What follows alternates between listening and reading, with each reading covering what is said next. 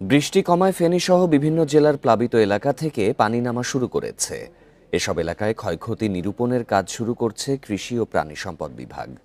কর্মকর্তারা জানান, ক্ষতিগ্রস্তদের তালিকা তৈরির কাজ চলছে। বরাদ্দ পেলেই ক্ষতিগ্রস্তদের সহায়তা পৌঁছে দেয়া হবে। ফেনীর ফুলগাজী ও পরশুরামে বন্যা পরিস্থিতির উন্নতি হলেও ছাগলনাইয়া সদর ও দাগনভূঞা উপজেলার কিছু অংশ তলিয়ে আছে। দুর্গত এলাকায় পানি নামার সাথে স্পষ্ট হচ্ছে ক্ষয়ক্ষতি।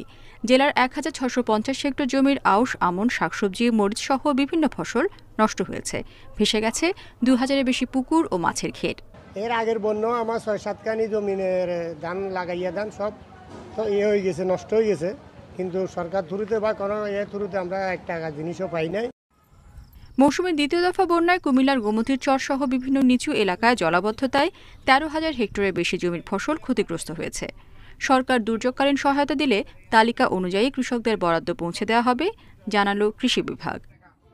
পানি আইয়া চাংতল পড়িয়ে গেছে, সব করলাগুলা সব ফচ্চা গেছে। গত বছর বন্যার কারণে প্রায় ১৫ লাখ টাকার উপরে ঋণ নেওয়া, কিন্তু এই মুহূর্তে এসে এই যে সর্বশান্ত হয়েছি, এখন তার দাঁড়ানোর কোনো সুযোগ নাই।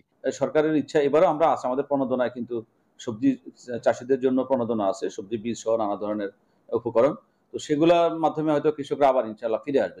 নোয়াখালীতে টানা বৃষ্টি ও জলাবদ্ধতায় ৭,৮০০ হেক্টর জমির ফসল ক্ষতিগ্রস্ত হয়েছে। আর লক্ষ্মীপুরে ৪০০ হেক্টরের বেশি বীজতলা ও ২০০ হেক্টর জমির শাকসবজি নষ্ট হয়েছে। এছাড়া ভেসে গেছে ৩০০-এর বেশি পুকুর ও ঘেরের মাছ। ভেন্ডি, কাঁচামরিচ, টমেটো, কহি অনেক কিছু লাগাইছি, কিন্তু সব আমার মনে করেন এই পানিতে উঠে আমার সব কিছু নষ্ট হয়ে গেছে।